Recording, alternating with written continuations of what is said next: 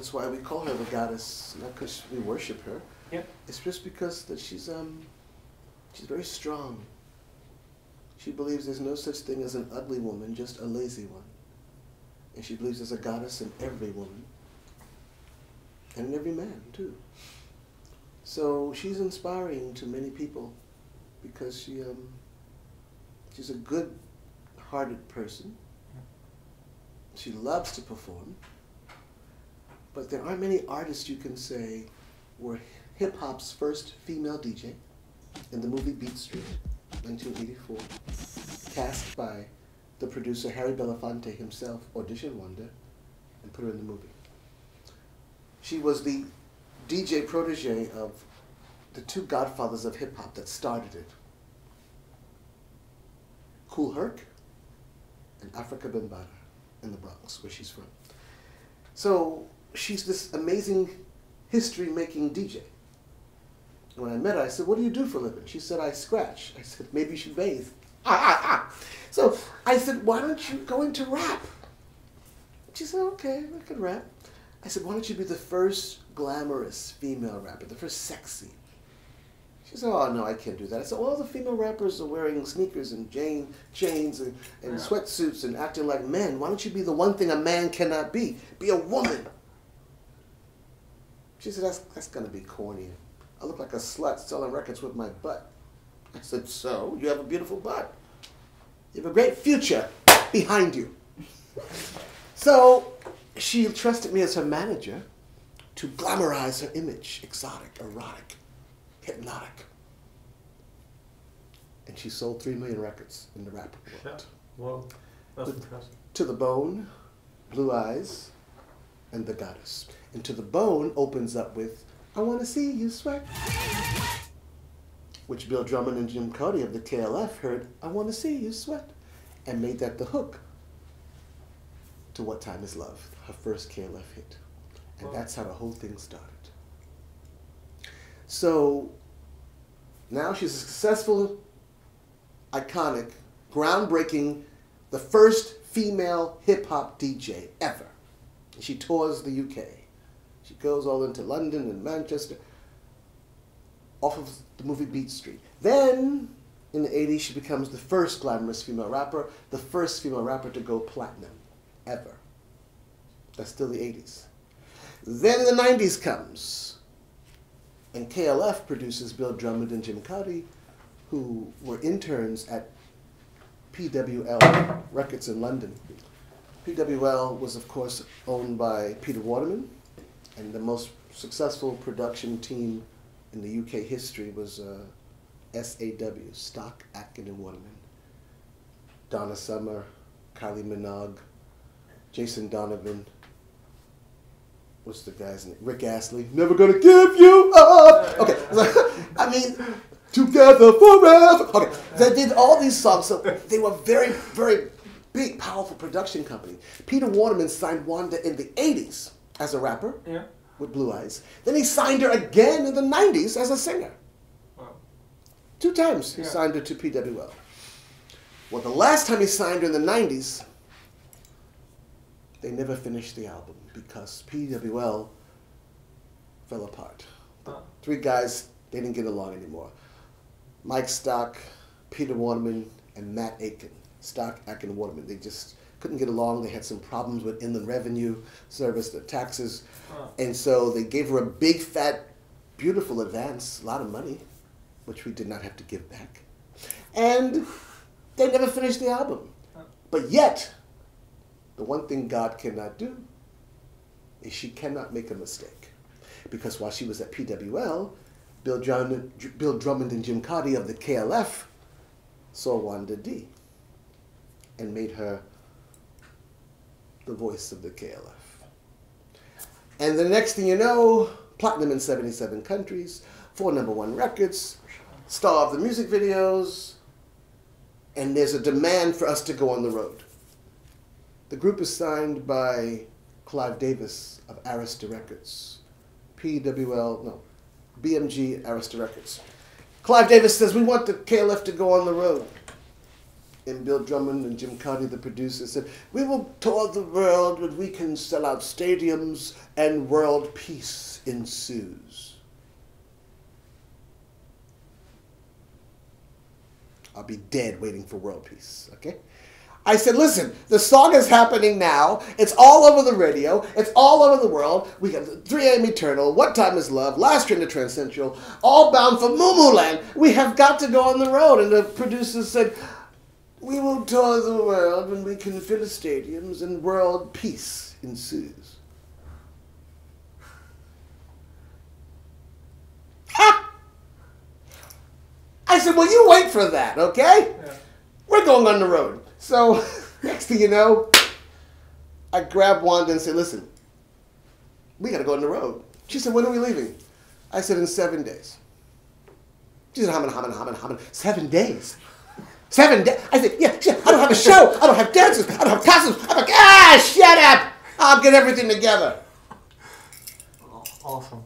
So we're living in New York City. I go to a theater called the Gaiety Theater, I swear, where beautiful-bodied men danced for men, naked. There I am at 12 noon in the Gaiety Theater, surrounded by a bunch of dirty old men. There's beautiful boys on the stage. There's dicks and balls, asses and anuses flying everywhere. And it's completely dark. There's no windows. It's black. I'm black. I'm in the dark, in the booth, in the corner, in the shadows, in the dark, in the blackness. And I'm sitting there going, okay, he'll be good. He'll be good. He'll be really good. Meanwhile, after the show, I go to see these guys, and they're entertaining their clients. You know, I said, excuse me, can I give you a hand? Listen, do you want to change your life? Do you want to see the world? They're looking at me like, Negro, what do you want from me? I'm like, I don't want anything from you except your body. I mean, I want your body to dance. Yeah. I said, do you have a passport? No, I'll get you a passport. You have a passport? You have a passport? I gathered up 4 guys. Yeah. We changed their names. We gave them all cat names. They became WANDA DEE's Cat Pack. We said KLF stands for Kinky Love Force. We made you Panther, Cheetah, Tiger, this is true, and Jaguar. And we took these boys, I trained them myself in 1 week. I taught them how to dance, the choreography. I said, can you count to 8? Yeah, 5, 6, 7, 8. 1, 2, 3, 4, 5, 6, 7. And they learned these steps. And Wanda put them on dog chains, and she put them in G-strings and baby oil, and she held them all in a, like she had her 4 big dogs. And the people loved it. Next thing you know, we took off to Texas, Dallas, Houston, Austin, Beaumont, Brownsville. Brownsville's called the shit stain of Texas. It's right next to Mexico. Sorry. And we, Florida. Next thing you know, 8 cities in Germany, Dresden, München, Munich, Frankfurt, Berlin, Dusseldorf, Dorfmünsterland. I remember these places. I'm like, Dorfmünsterland. Yeah, we were in a hotel. I remember it was haunted. There was this hotel in Dorfmünsterland in the Black Forest. They said there was ghosts in the hotel. All these big dancers came to me in Wanda's room to sleep in the bed with us because they were afraid. People were getting things thrown at them in the middle of the night. There were curtains blowing, but the windows wasn't open. Tables knocking over. So they all came to our room to sleep in our room. And we just toured city after city after city after city. So the KLF producers, Bill Drummond and Jim Cuddy, said, hey, she's the voice of the KLF, but we are the KLF producers. Why? And Clive Davis said, are you going to tour? They said, no, we will tour when we can fill stadiums and world peace ensues.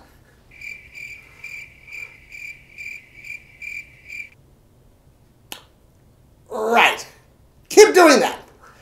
I said, Clive, we're going to keep touring. And Clive Davis said, hey, the more you tour, the more records we sell. Keep touring. Meanwhile, 29 years later, 150 cities, 90 countries, in 6 continents, 48 U.S. states. 48 U.S. states. They said, well, how come you didn't do all 50 U.S. states? You know why? There's no black people in Oregon and Washington. They don't want to be blacks there. Nobody wants to say it, but I'll say it. Oregon, all white. Washington, white. It's like taking a raisin and putting it in a bowl of sugar. We stand out. Like, Wanda, help me out. Wanda, where are you?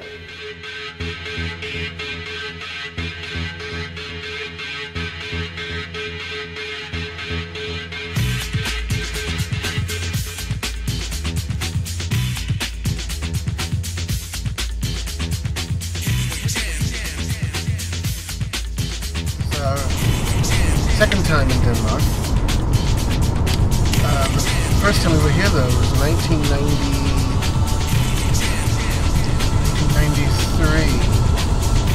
This time, we get to spend 6 to 7 days off in Denmark, in different towns and cities, and we're very excited. So it's like a working vacation. We're gonna have a whole lot of fun.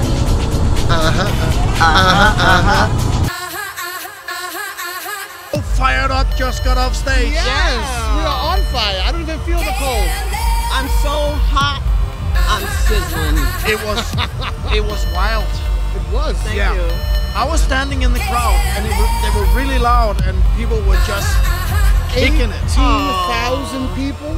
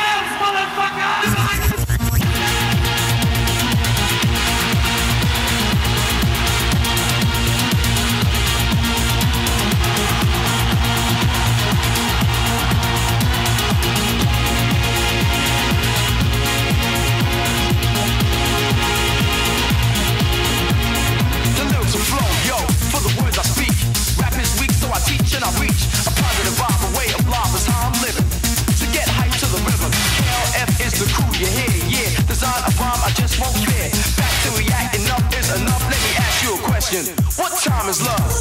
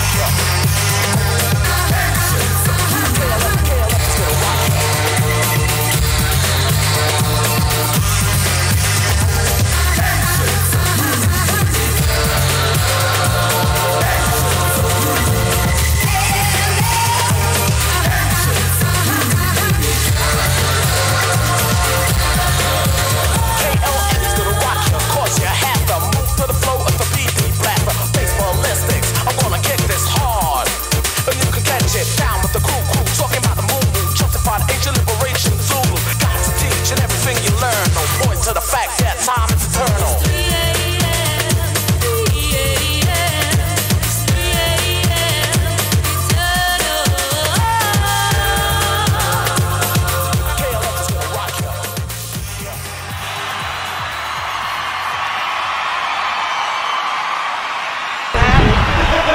Was the KLF experience. Yeah, but we're just getting warmed up. Okay, so. But we hit it and we quit it. It was a wham bam. Thank you, man. Yeah!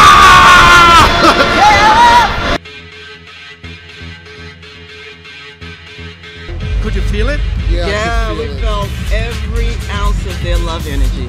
Ladies and gentlemen, this is the original voice of KLF, the goddess WANDA DEE. Oh, thank you.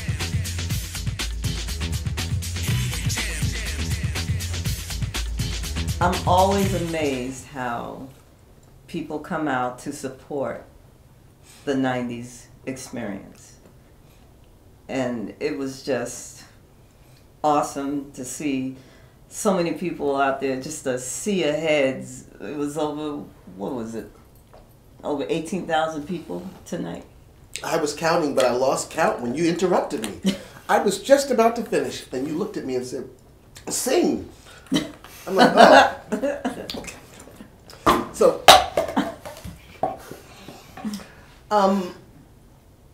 it is humbling. It is. At this age of our lives, 53 and 56 years old, respectively, to still be able to go to work and have so much fun with people who love the music and appreciate us. When we left the hotel today, and they said that those people were downstairs since 9 a.m. this morning to see us.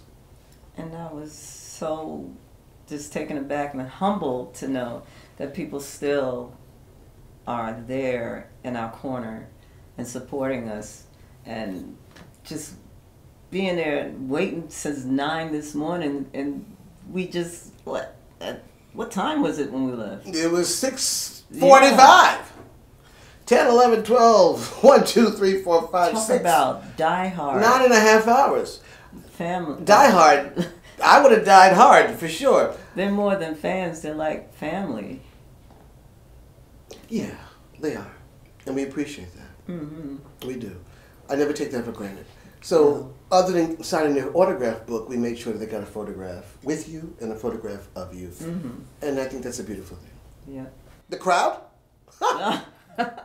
The crowd was amazing. It was a party on stage and a party out in the audience. We always say that if you love what you do for a living, then it's no longer work. No. It's play. So we get paid to go out and play, and that's a beautiful thing. It's like a working vacation. Yes.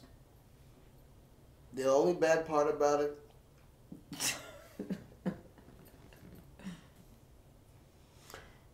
well, it'd be nice to have a sound check. Yes. You know, it's inconceivable to me that you can produce a show, I'm a producer, and have acts and you don't give them a chance to see the stage. We need a sound check. She wears 6-inch heels, okay? Look at this. She can spit on a dime in 6-inch heels and give you 9 cents change. Ah! So these heels, at times during my show, was going down into the crack of the stage. A crack that we could have seen at a sound check and had a sound technician or a stagehand tape it over with some black tape to protect the artist. But because we didn't see the stage until we actually walked on it, what did I do? Fell into the crack. Now, I know what you're out there thinking. If there was a crack you'd ever want to fall into, it's hers, let me tell you. It's a great crack. She's got a great future behind her, I tell you. But still, at this junction, she shouldn't be on stage now thinking about 18,000 people, getting her vocals right, not having debris blow in her eye from the sand and the wind. And now she has to sit there and think about cracks in the stage. So we are pros. We've been doing this for over 30 years. So we're looking around at the stage for the very first time, saying, "How you doing, everybody? Good to see you." And we're like, "Oh, shit, look at that. Oh, look at that. Oh, my God. Boy. Watch out for that. Hey. Oh, shit, look at that. I want to see you. Oh, my God. Don't step too far Watch to that. the right. So, and that's unfair to us. But what can you do? Oh, well. What can you do? If we told you how much we got paid, you always say, well, that's unfair to you. So at this junction, we won't complain about it. No, we won't. But we told our agent, and he's going to complain about it. Ruben, do something about that, huh? I He's in a can't sound keep check. falling into cracks while I'm performing. Exactly. We need to be able to see the stage beforehand so we can do our job to the best of our ability. We had a great time doing it. That's right. I'm not one to retain the law firm of bitch, whine, and moan. That's not me. Not at all. Oh, that's not me Not either. at all. Nope. Why bother complaining? Nobody gives a shit. Nope. Next question. To compare the crowd today from the crowd from yesterday. Okay. Let's see. Let's see. Well, when we first started performing in the early 90s, there were no smartphones.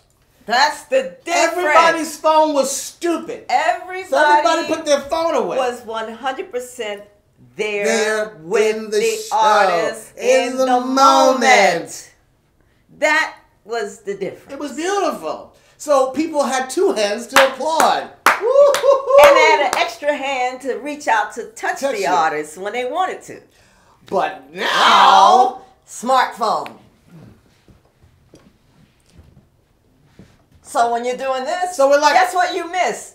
The actual experience of connecting to the artist on stage. and when we tell you to applaud, it goes, And then you go, what the hell is that? What is that? I don't know. I don't know what that is. So I'm like, Wanda, just to make sure, maybe take a titty out or something, just to see if they're looking, if they're paying attention. so I turn around and I give him a little shimmy, shimmy, shaky, shaky of the booty booty. Just to make sure they're paying attention. And they paid attention to. They pay you a lot more than that, that's for sure. You still got it. You know why I know she's got it? Whenever she walks out Thank on you. stage and people curse at her, I see guys and girls go, God damn, shit, what the fuck? God, how old is this bitch? I mean, they can't believe it. How old is she? I said, they said, did she have surgery? I'm like, no, it's all real. They think that you've had your face pulled back so tight that every time you cross your legs, your mouth pops open. No.